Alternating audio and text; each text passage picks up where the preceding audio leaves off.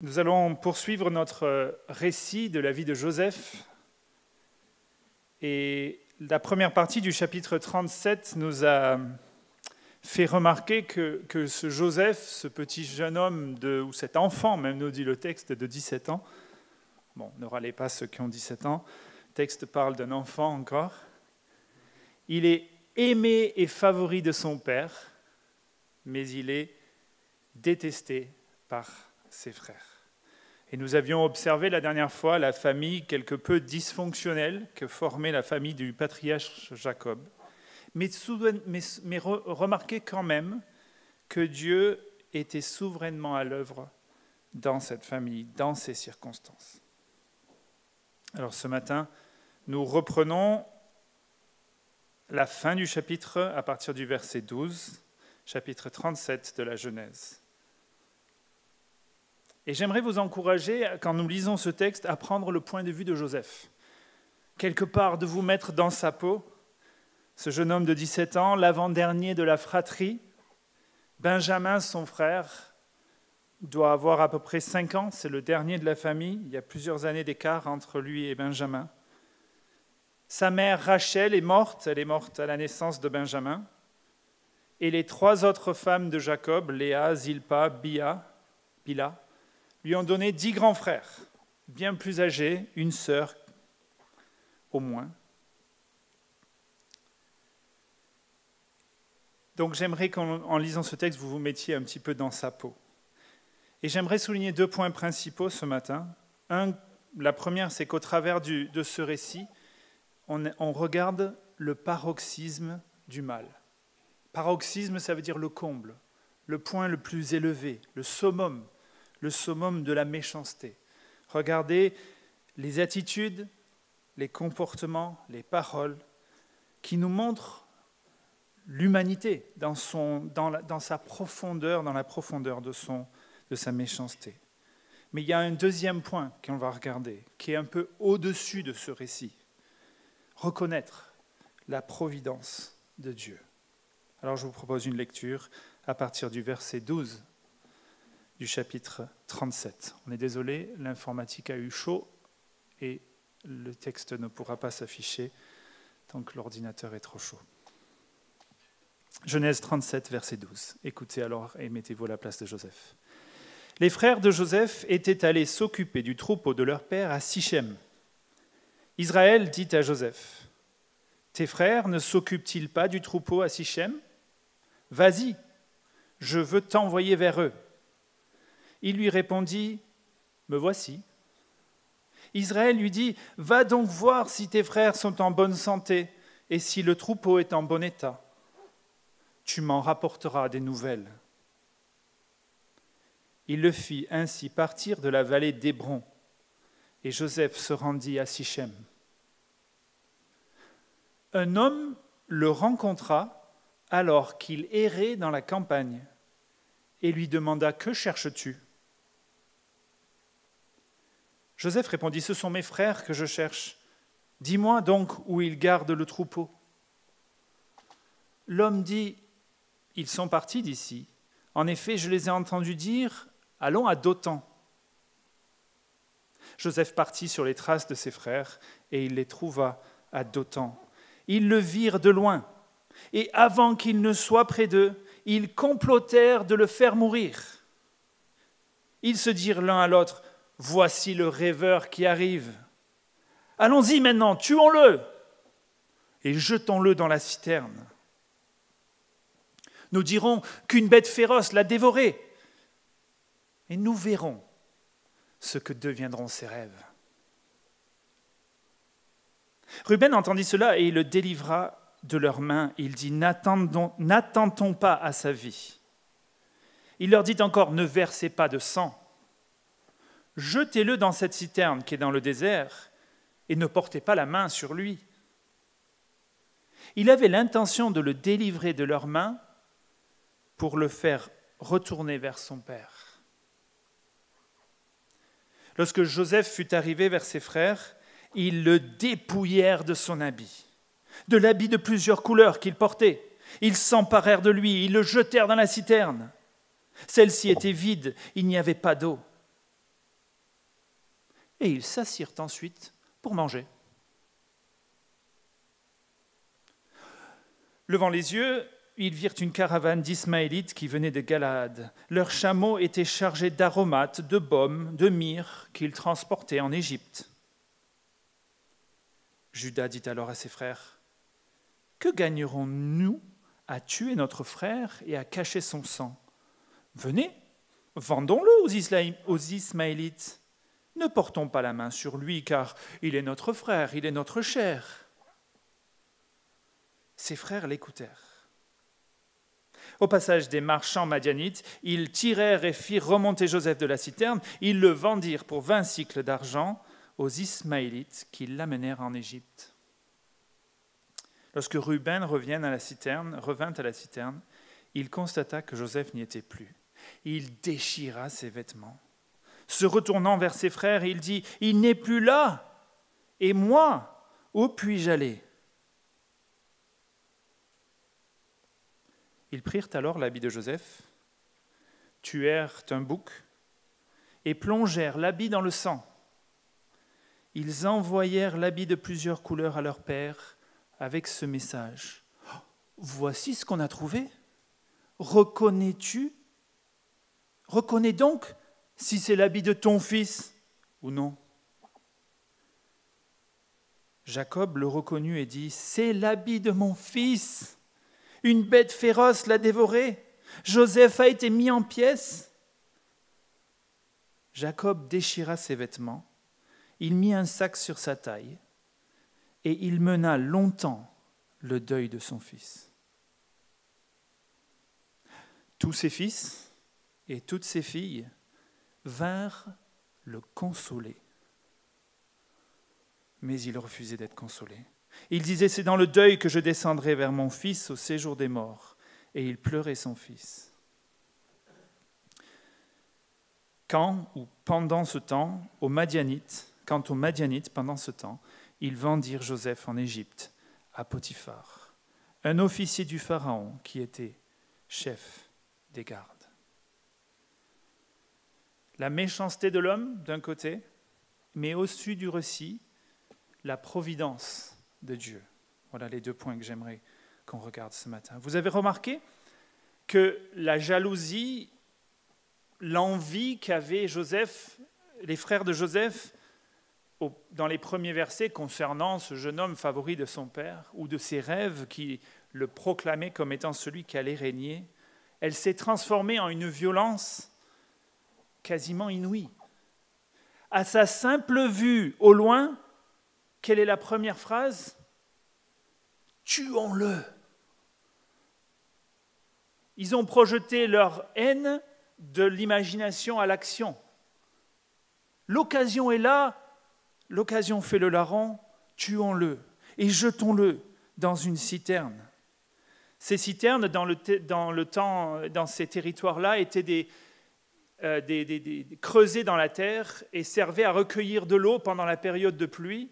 Elles étaient ensuite couvertes et cachées pour que les gens puissent, notamment les bergers, puissent aller tirer de l'eau pour leurs bêtes.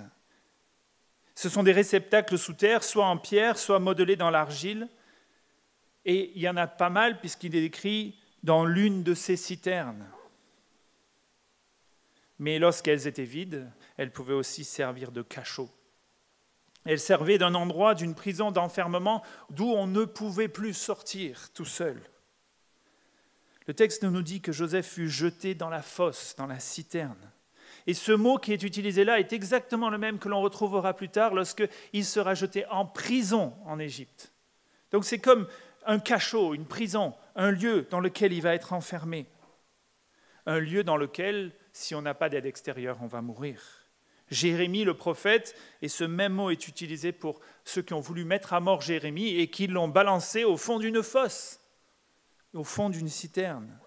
Il est même dit qu'à un moment, dans cette citerne, il n'y avait que peu d'eau, dans Jérémie 38, 6, mais il y avait de la boue et Jérémie s'enfonçait dans la boue. Et c'est là que quelques-uns sont allés défendre Jérémie auprès du roi, puis ils ont mis des vêtements ensemble et ils l'ont sorti, sans quoi il s'enfonçait dans la boue ou sans quoi il allait mourir. Ici, la violence, elle est dans tous les mots. Tuons-le, jetons-le. Au verset 23, ils le dépouillèrent de son habit.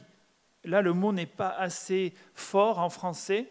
C'est pas « tiens mon frère, donne-moi ton habit, je te le mets de côté ». C'est le même mot qui est utilisé pour les Lévites quand ils dépècent l'animal pour le séparer plus tard. Donc on est dans une violence d'arracher, de détruire, de découper. Cet habit de plusieurs couleurs qui faisait sa grandeur, sa gloire, ils n'en voulaient plus et surtout ils ne le voulaient plus sur lui. Ils s'emparent de lui, verset 24, ils le jettent dans la citerne. Déchiqueté, déchiré, balancé comme un vulgaire animal mort. Le texte nous dit même que la citerne était vide et qu'il n'y avait pas d'eau.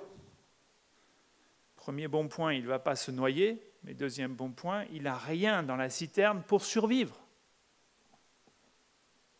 Il va être condamné à une mort lente par déshydratation et par faim. Si on te demande de choisir entre une décapitation ou être mangé vivant par les rapaces attachés à un poteau, je ne sais pas ce que tu choisis. Il y en a une qui est plus rapide que l'autre. Ici, ne le tuons pas, dit Ruben. Mettons-le dans la fosse. Pour Ruben, il a une idée derrière la tête. Mais les autres frères, oh, ça c'est une bonne idée, ça, il n'a qu'à souffrir. La violence. Et regardez aussi la conspiration, le complot. Dès qu'ils le voient, tuons-le, jetons-le dans une citerne, nous dirons qu'une bête féroce l'a dévoré. Ils préparent déjà les arguments, les excuses, comment ils vont présenter ça, notamment à leur père. Ils prévoient la suite, le plan machiavélique. En commun, le texte nous dit, ils complotèrent, ils se dirent l'un à l'autre. On voit cette équipe ensemble de frères qui travaillent, qui conspirent contre leur père. Ils vont mentir à leur père, ils vont conspirer contre l'autorité du père. Violence, conspiration. Mais j'ai été encore plus frappé au verset 25. Ils viennent de jeter leur frère dans la fosse. Ils sont tout tremblants, ils sont tout inquiets, ils transpirent. Non, le texte dit, ils s'assirent ensuite pour manger. Wow. Comment tu arrives à te détacher de ce que tu viens de faire à tel point que tu dis « Hey frérot, passe-moi le saucisson, t'as pas oublié le fromage, s'il te plaît ? Allez, mangeaillons !» Alors franchement, le décalage, il est incroyable. Quand on a eu des événements avec une telle émotion, moi, j'arrive même pas à avaler un petit morceau de pain. Pour 3 fois rien comme émotion. Imaginez ce qui vient de se passer. C'est glaçant.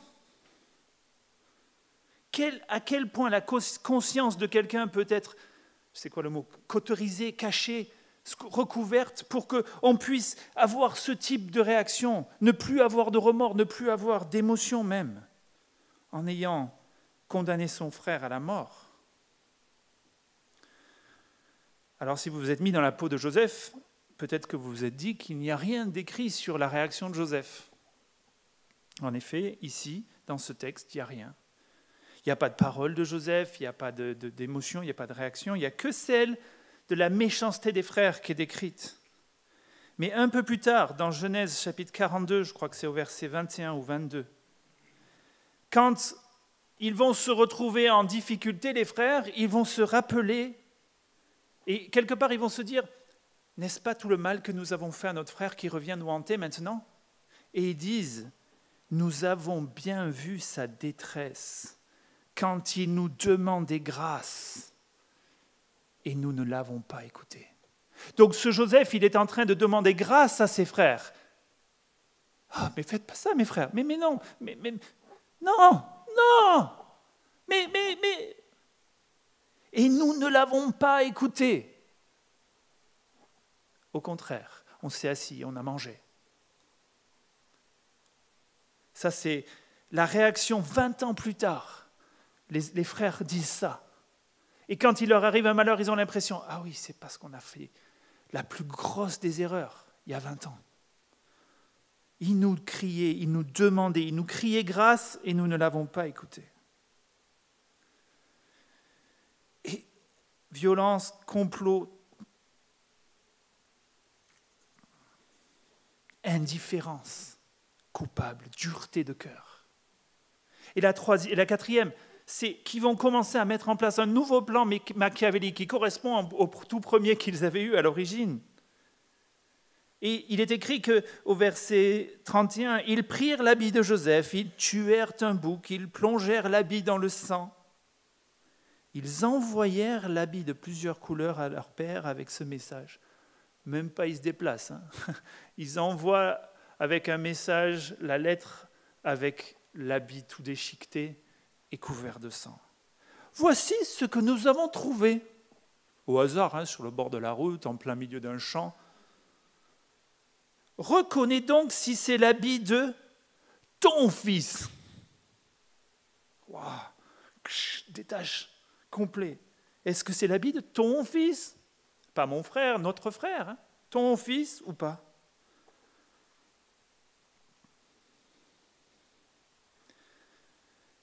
C'est assez étonnant de voir que Jacob, on le connaît, c'est un fourbe. Il a trompé son monde avant. Là, c'est lui qui va être trompé. Il a trompé son père avec un chevreau et il va être trompé avec le sang d'un chevreau, d'un bouc. Mais quelque part, la reproduction ici des péchés, on le voit souvent dans la parole, c'est cette idée qu'on est tous profondément attachés au péché et que ce péché nous consume si facilement. Il est trompé en plus par ses propres fils et par ses propres filles. Alors les filles ne sont pas présentes lors de ce moment-là, donc on ne va pas pointer du doigt. Mais vous avez lu le verset 35 ? Lorsqu'il comprend que Joseph est mort, ou lorsqu'il pense que Joseph est mort, il déchire ses vêtements. Jacob, verset 34, il met un sac sur sa taille et il mène longtemps le deuil de son fils. Je vous dis, il a fait le deuil de son fils pendant 20 ans, parce que 20 ans plus tard, on le voit encore en train de faire le deuil de son fils. Et ici, verset 35, vous imaginez Joseph en deuil, donc assis avec un sac, en refusant d'être consolé. Et tous les fils et toutes les filles passent devant pour essayer de le consoler. Les mêmes qui ont monté le plan, « Oh mon cher père, je suis de tout cœur avec toi. Quel désastre, notre frère !» C'est ça que le texte nous dit. Tous les fils et toutes les filles vinrent pour le consoler. Quelle hypocrisie! Moi, ça me rend fou. 20 ans, il va vivre cette peine. Et pendant 20 ans, les frères et les sœurs, ils vont être obligés de garder un mensonge et de jouer un jeu impossible. J'avais une illustration que je voulais vous montrer. C'était une petite vidéo. Et c'est pour illustrer que l'engrenage du péché qui finalement va exploser à un moment. Et vous le retrouverez peut-être sur Internet une autre fois, et vous pourriez le faire, les enfants, les jeunes, mais ne reproduisez pas cette expérience à la maison, comme on dit d'habitude. Hein. Donc, on prend une pastèque et on met un élastique autour de la pastèque. Il ne se passe rien. 2, 3, 4, 5, 100, 200, 250, 300, 400, 500. Mais le jour où le dernier élastique qui va faire péter toute la pastèque arrivera.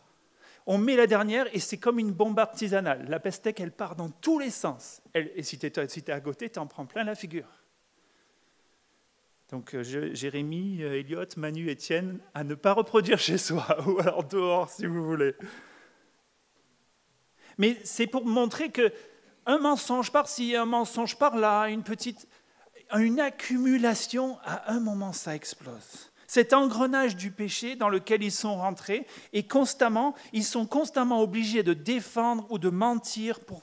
Je ne sais pas comment on fait, au bout d'un moment, après tant de mensonges, d'arriver à se souvenir de qu'est-ce qu'on a dit pour pas exploser, mais il y aura un moment où ça va péter. Ils étaient prêts à tuer.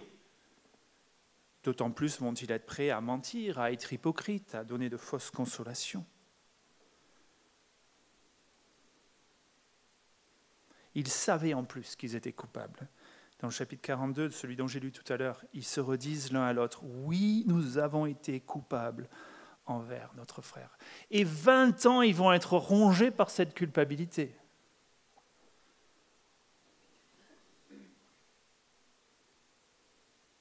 La parole, il me semble, nous encourage à avoir un comportement complètement opposé ici à ce que le texte nous décrit.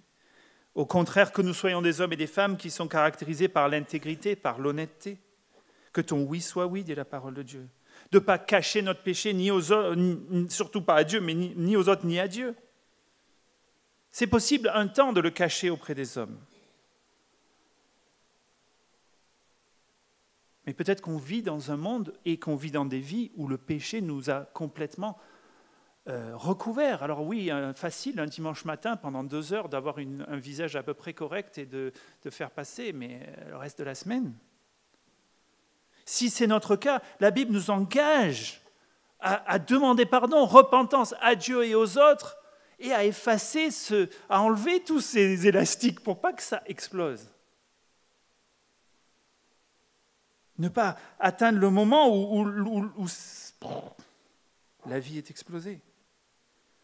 Remettre au clair, repartir à zéro avec le pardon de Jésus. Il me semble que c'est dans cette situation la seule solution possible. Alors voilà cette méchanceté. Le cœur de l'homme, nous dit Jérémie, chapitre 17, verset 9, le cœur de l'homme est tortueux par-dessus tout et il est méchant. Qui peut même le connaître, qui peut même en sonder la profondeur, c'est-à-dire la profondeur de la méchanceté. Et il me semble que ce texte est là pour nous montrer ça. Et voilà un fidèle, un homme fidèle, croyant, qui vit la plus grosse des injustices. Si vous vous êtes mis à la place de Joseph, vous avez dû ressentir cette injustice. Mais pourtant, au-dessus de ce monde pourri, au-dessus de cette histoire, il y a un Dieu qui accomplit son plan. Et ça, c'est compliqué à comprendre. Que Dieu, dans sa providence, est en train d'accomplir exactement ce qu'il a voulu et ce qu'il a prévu pour Joseph, pour les frères, pour Jacob. Tu n'avais pas un moyen plus facile? Joseph aurait pu dire. Et pourquoi je parle de Dieu? Est-ce que vous avez lu une seule fois entendu le mot Dieu dans ce texte que j'ai lu? Pas une seule fois. Il n'est pas présent, c'est comme dans Esther, son nom n'est jamais cité. Mais il est complètement au-dessus de toute l'histoire et il prépare tout. On appelle ça la providence de Dieu.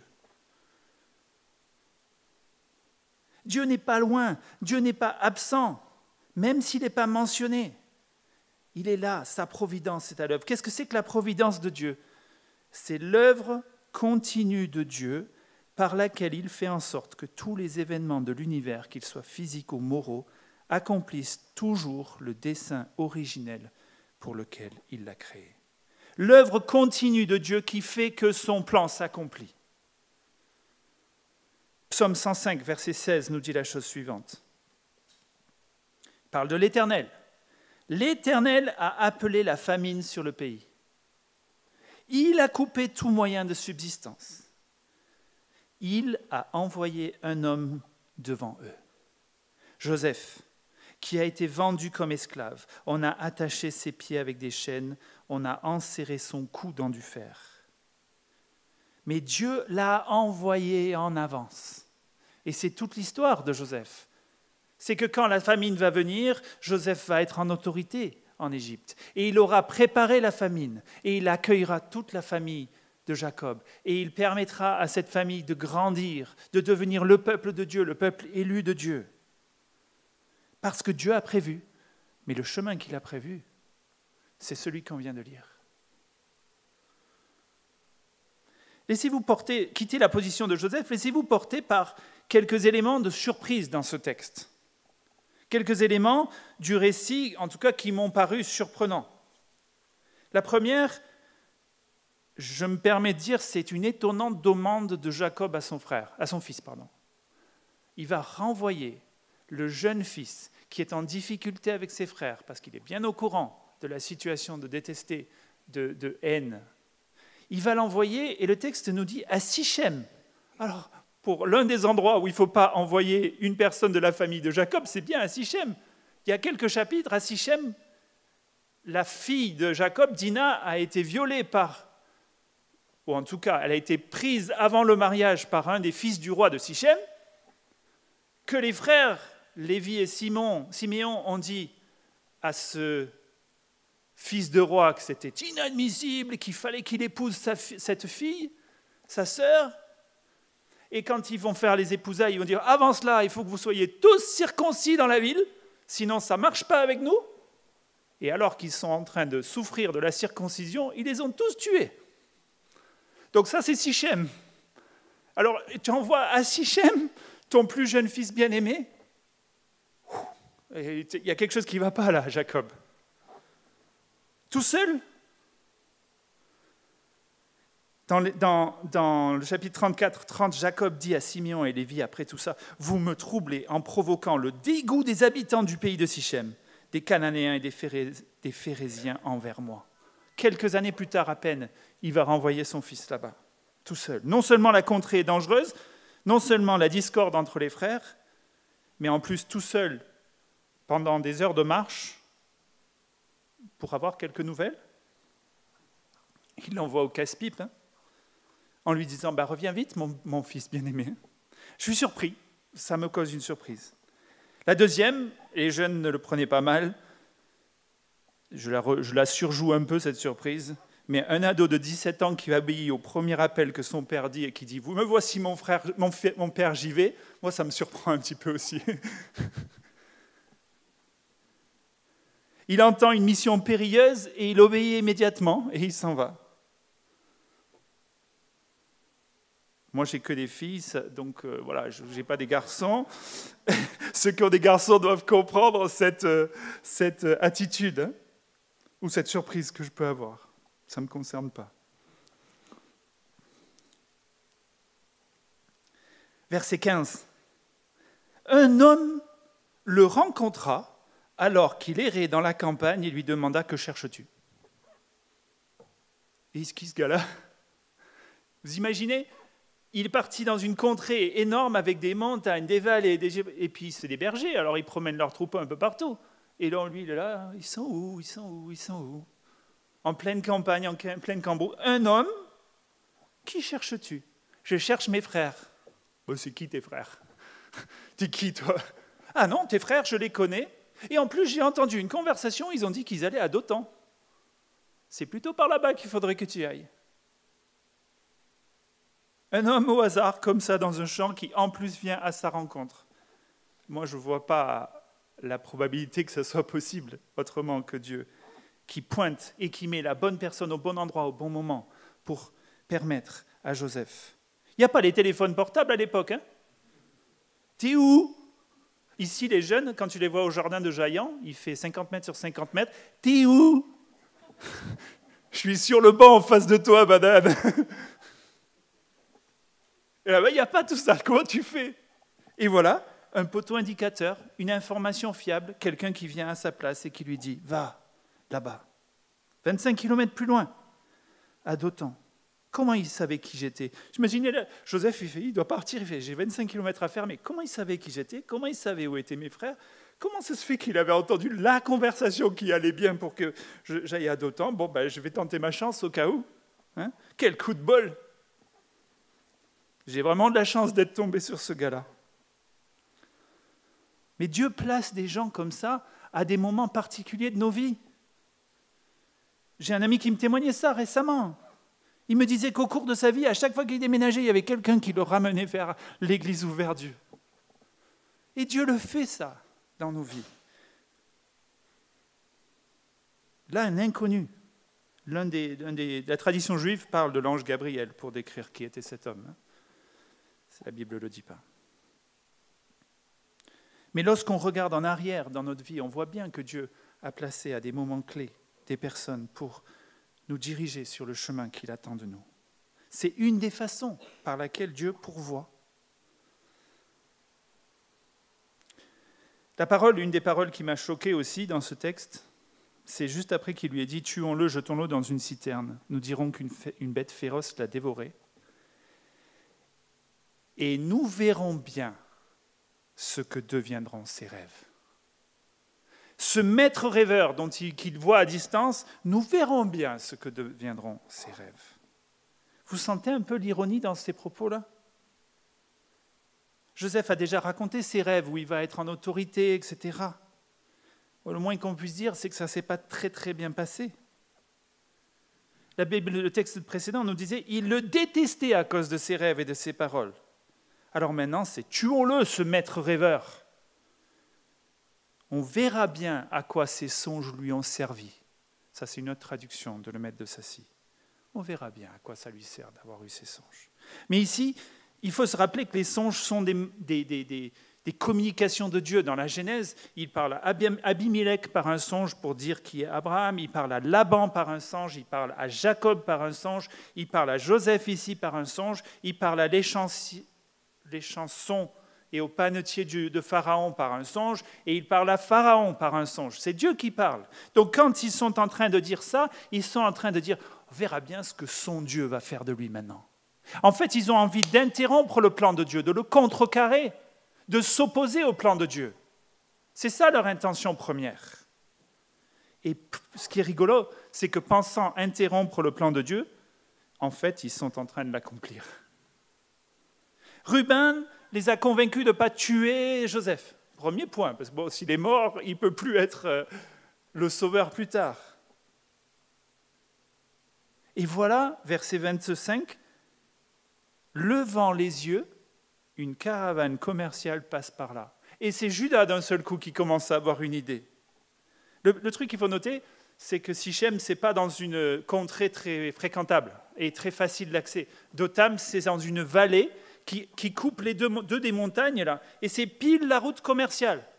Si tu es à Sichem, tu n'as pas la colonie qui passe, hein, tu n'as pas la caravane qui passe. À Dothan, où ils sont allés, là où il y a la caravane qui passe. Et entre le fromage et le saucisson, d'un seul coup, ils voient « Oh, une caravane! Oh, Judas, j'ai une idée !» Mais elle est mue par quoi, cette idée de Judas? Par la compassion? Il dit « Il est notre frère, il est de notre chair, ne le tuons pas, ou ne le laissons pas mourir, envoyons-le en esclavage pour toute sa vie, c'est pareil. » Oh, c'est pas de la compassion, là. Donc Judas, il a juste ding, ding, ding. Oh, il est beau, il est jeune, il est costaud. Ça vaut des pépettes, ça. Vous m'en donnez combien de copecs, là, s'il vous plaît?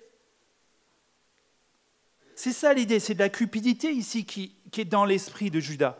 Et pourtant, Dieu se sert de cette cupidité pour finalement faire partir Joseph sur le dos d'un chameau, avec le fer autour du cou et les pieds bandés, enfin je ne sais plus ce que disait le texte qu'on a lu tout à l'heure. En Égypte, auprès de Potiphar, le chef des gardes.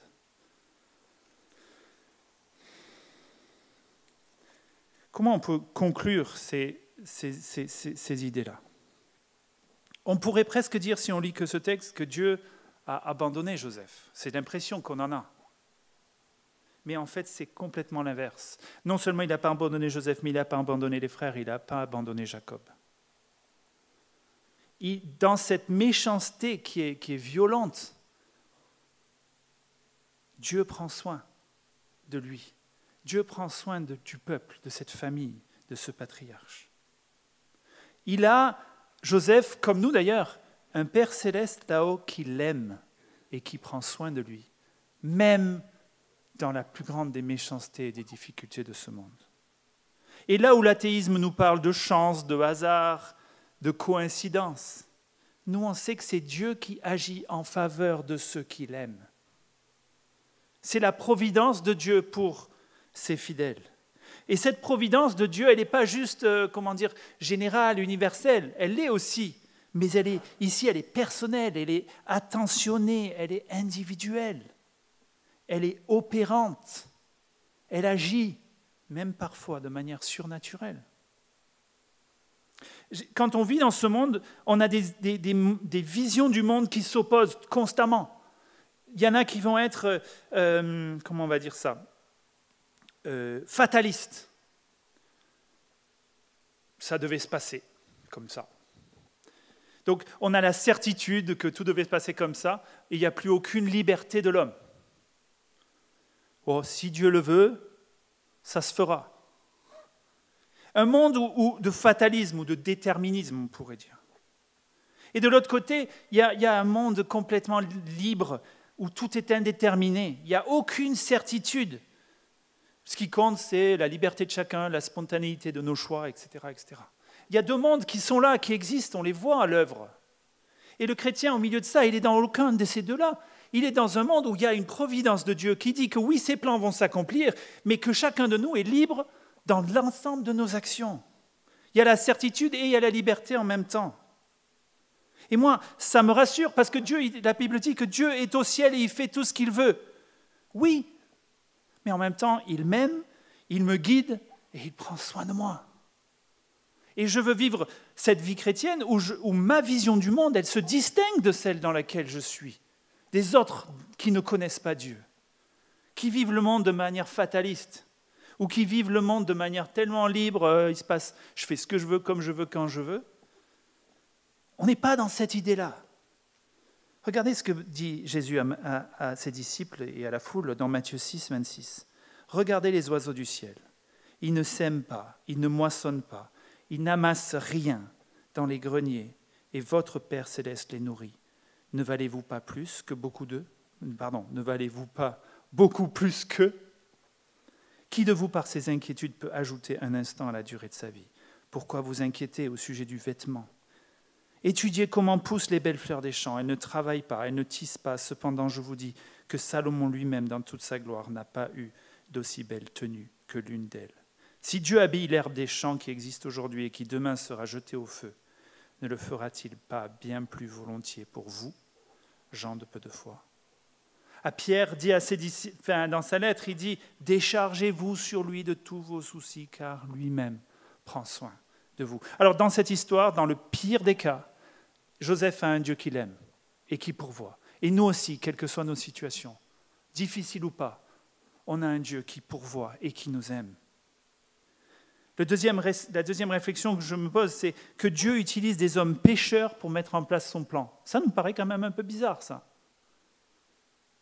Tous ici sont pécheurs, ils sont coupables. Le père un peu inconscient, les frères qui sont jaloux, violents, cupides, les caravaniers, c'est des païens. Potiphar, c'est le chef des gardes, c'est le chef du KGB de Pharaon. Hein. Son métier ne devait pas être des plus respectables et vertueux. Voilà. Dieu, ici, n'approuve pas le mal. Il n'approuve pas ou il ne cautionne pas le péché de ces hommes. C'est eux qui en sont responsables. Mais il s'en sert pour accomplir ses desseins. C'est quand même étonnant, hein ? Même le comble du mal, Dieu s'en sert pour ses desseins. Vous aviez projeté de me faire du mal, va dire Joseph. Mais Dieu l'a changé en bien pour accomplir ce qui arrive aujourd'hui, pour sauver la vie à un peuple nombreux. Alors Calvin passe beaucoup de temps à discuter de cette providence de Dieu dans ses institutions chrétiennes. Et j'ai lu quelques chapitres pour essayer de voir comment il écrivait ça. Et au chapitre 16, le titre, c'est, je ne vous fais que le titre parce qu'il y a au moins 16 sous-sections de chaque titre. Hein. Si vous connaissez Calvin, c'est 1.1.1.1, 1.1.1.2, 1.1.1.3. Bon, là, c'est le 1.17.11. Il rappelle que Dieu, ayant créé le monde, le gouverne et l'entretient par sa providence avec tout ce qui y est contenu. Dieu a créé, mais il le gouverne et il l'entretient par sa providence. Au chapitre 18, 1.18, il affirme que Dieu se sert aussi bien des méchants et qu'il ploie leur cœur à exécuter ses jugements, tout en demeurant pur de toute tâche ou de tout péché. C'est Dieu est pur du péché, c'est l'homme libre qui pêche. Et entre ces deux chapitres, il y en a un, donc c'est le 17, tout à l'heure c'était le 16 et le 18, et là ça devient plus personnel. Écoutez la question. Quel est le but de la doctrine de la providence pour bien en faire notre profit ? À quoi ça sert, cette doctrine de la providence ? Il est en train de nous dire. Il faut l'écouter, ce Calvin, c'est compliqué, hein, il écrit en français à l'ancienne. Là. Voici ce qu'il dit. La confiance du croyant vient qu'il peut affirmer comme les psalmistes, Psaume 118, verset 6, « L'Éternel est pour moi, je n'ai peur de rien, que peuvent me faire les hommes ?» Ou Psaume 27, « Si une armée prend position contre moi, mon cœur n'éprouve aucune crainte. Si une guerre s'élève contre moi, je reste malgré tout plein de confiance. » Psaume 27. Psaume 56, « Je me confie en Dieu, je n'ai peur de rien. Que peuvent me faire des créatures ?» Comment donc, d'où vient cette confiance du chrétien qui peut affirmer ces choses-là comme le psalmiste? Elle vient, d'où l'homme fidèle peut-il tirer une telle confiance qui ne peut jamais lui être ôtée? Il la tire du fait que là même où le monde semble constamment sens dessus-dessous, renversé, bouleversé, il sait que Dieu est partout à l'œuvre et que ce travail est réalisé pour son bien. Et si tu sais ça, tu traverses des orages bien plus forts. Parce que tu sais que Dieu a un plan pour toi. Et je ne dis pas que la vie est facile, elle n'a pas été facile tout le temps pour moi, mais quand on a cette différence marquante, je fais confiance au Seigneur, quoi qu'il en coûte. Et là, ça se voit dans nos vies. Et Joseph, il va nous donner un exemple merveilleux de cela. Et pourtant, il va en subir des catastrophes. Il a été dans la détresse, bien sûr. Et il a dû dire, Seigneur, qu'est-ce que tu fais? Et tu m'as promis quelque chose d'autre que la fosse. Mais à la fin, il comprendra le plan de Dieu. Mais il y a pas mal d'étapes encore avant de voir ça. Et il y aura d'autres attitudes importantes de Joseph à voir. Alors on va prendre la Sainte Seine ensemble. Et il me semble qu'il y a un lien clair avec cette Sainte Seine. C'est que ce monde pécheur dans lequel Jésus est venu, sa simple venue, c'était aussi la providence de Dieu. C'était le plan que Dieu allait accomplir pour le salut de toute l'humanité.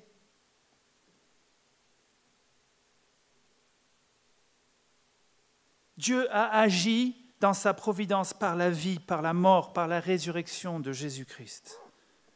Jésus est venu et il s'est laissé mettre à mort par sa propre créature. On reconnaît l'histoire de Joseph ici un petit peu. Le mal, le ténèbre qui ont rejeté la lumière. Tuons-le, jetons-le dans la fosse. C'est bien ce qu'ont dit les Juifs quand il annonçait un message dans lequel il était le Fils de Dieu. On n'en veut pas. Haine, détestation, mise à mort. Quand il est sur la croix, qu'est-ce que tu avais dit quand tu étais en bas? Que tu détruirais le temple en 3 jours et que tu le rebâtirais. Maintenant, descends de la croix. Voyez cette histoire de... On verra bien ce que deviennent tes rêves. Toi qui es là-haut, qui nous parlais de belles paroles. Viens, descends maintenant. Mais s'il descendait, justement, il n'accomplissait pas le plan de Dieu, de mourir à la croix, pour les péchés de l'humanité. Et la Bible, dans Actes, chapitre 2, chapitre 3, nous montre que c'était bien le plan que Dieu avait annoncé d'avance. Je lis juste un verset. « Mais Dieu a ainsi accompli ce qu'il avait annoncé d'avance par la bouche de tous les prophètes, à savoir que le Messie devait souffrir. » Pierre qui dit ça, c'est Pierre qui dit ça. « Changez donc d'attitude et convertissez-vous pour que vos péchés soient effacés. Alors des temps de rafraîchissement viendront de la part du Seigneur. Il enverra le Messie qui vous était destiné, Jésus. » Alors à la croix, Jésus, il souffre l'ignominie, il souffre la mort. Et il le fait pour ceux-mêmes qui sont en train de le mettre à mort. Et pour toi, et pour moi, et pour toute l'humanité depuis. Parce qu'on n'est pas bien meilleur que ces gars-là, dans nos cœurs, dans nos actions. Et sans le pardon de Christ, on reste enfoncé dans nos péchés. Et c'est nous, en fait, qui sommes au fond de la fosse, en train de mourir dans nos péchés. Alors lorsqu'on prend le pain et lorsqu'on prend la Sainte Seine, on prend des symboles qui montrent que Jésus est mort à la croix pour nous. Que son plan passe au-dessus de nos vies. Il transforme le mal en bien. La crucifixion et la mort en résurrection. Vous voyez tous ces renversements qu'on va voir dans la vie de Joseph. Ils sont aussi signifiés à la croix.